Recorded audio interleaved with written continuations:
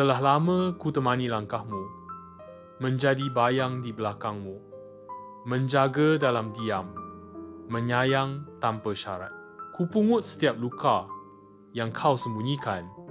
Ku tampung setiap air mata yang tak sempat jatuh, menjadi pelindung saat dunia terlalu kejam, menjadi tenang saat kau tak sanggup bicara. Tapi hari ini, kasih, aku tahu tugasku telah usai. Kau memilih jalanmu, dan itu bukan jalan yang ada aku di dalamnya. Tak apa, sungguh tak apa. Aku rela jadi kisah yang kau lupakan, asal senyummu tetap hidup, meski bukan aku alasannya.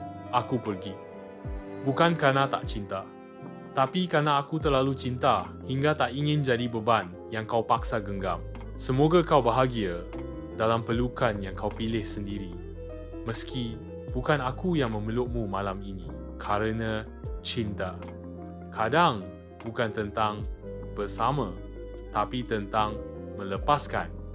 Saat kita bukan lagi rumah bagi yang kita cinta.